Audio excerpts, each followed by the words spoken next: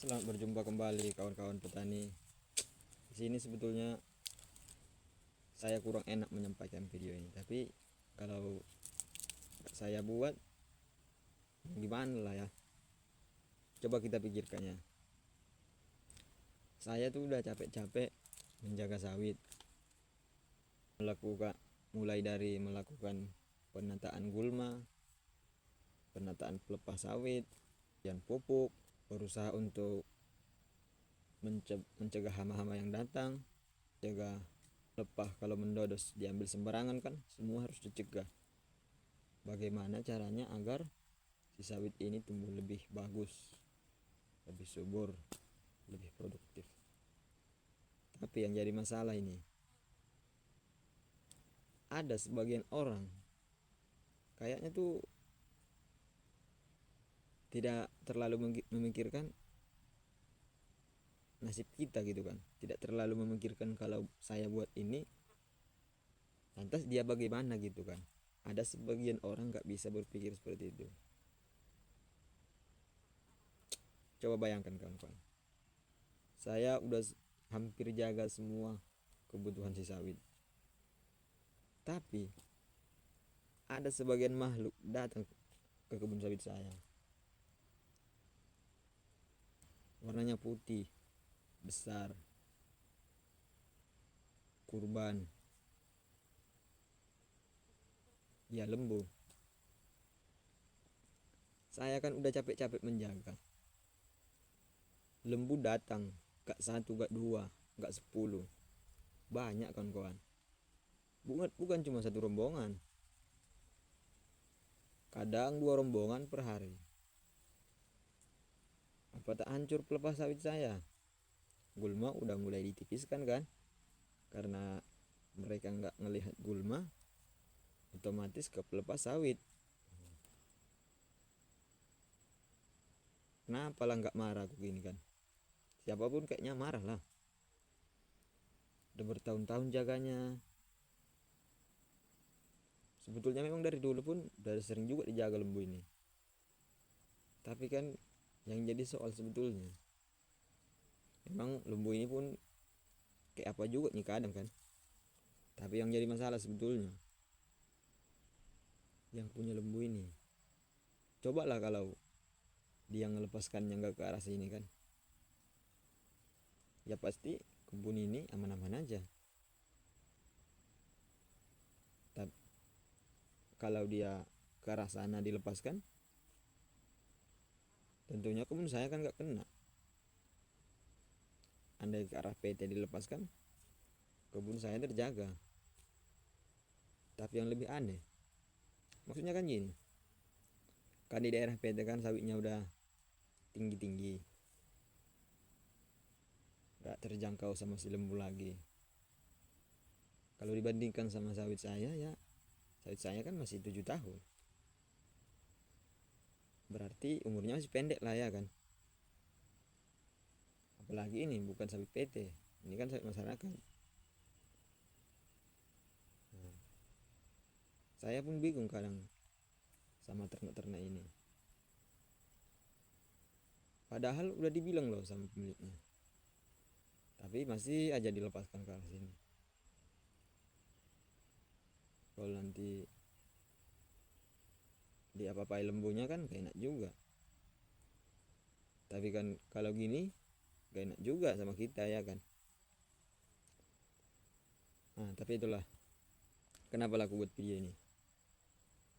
Satu, aku mau curhat, iya.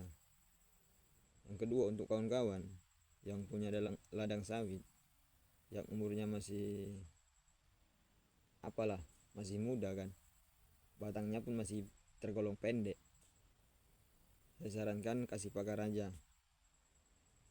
Kalau nggak dikasih pagar, ribet jadinya kawan-kawan. Kalau nggak sanggup memagari memang, atau kebun terlalu luas ya kan, suruh yang punya ternak di daerah tersebut jangan dilepaskan ke arah situ. Tapi kan memang ternak-ternak ini kalaupun dilepaskan ke arah sana, kadang kan lembu itu kita nggak tahu kan apa dia mau kemana, kita kan nggak tahu. Kadang memang orang itu dilepaskan ke sana muter juga ke sini, yang babi juga lembu ini ya kan. Kalau nanti nggak sanggup membuat pagar kebun kita kan, ya mau gimana lagi. Atau enggak dijaga pun bisa, tapi nggak mungkin lah tiap hari menjaganya, apalagi kan kita nggak tahu jam berapa datang si lembu ini.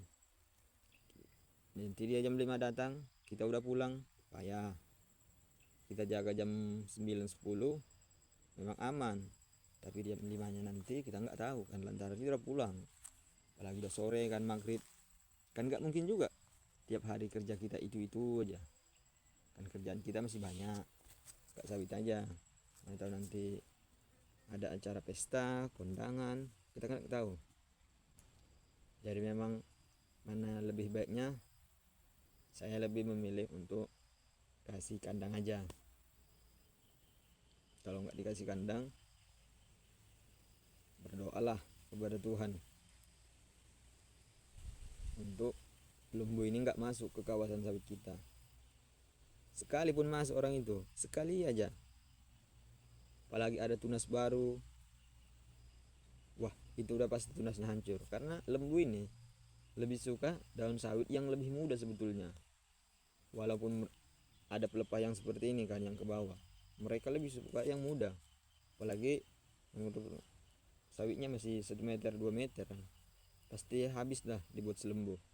Apalagi ada pucuk muda, mereka lebih suka pucuk muda. Seperti pengalaman saya menjaga kebun ini kan nggak di apa namanya, nggak dikasih pagar, karena memang dulu kami di sini kan masih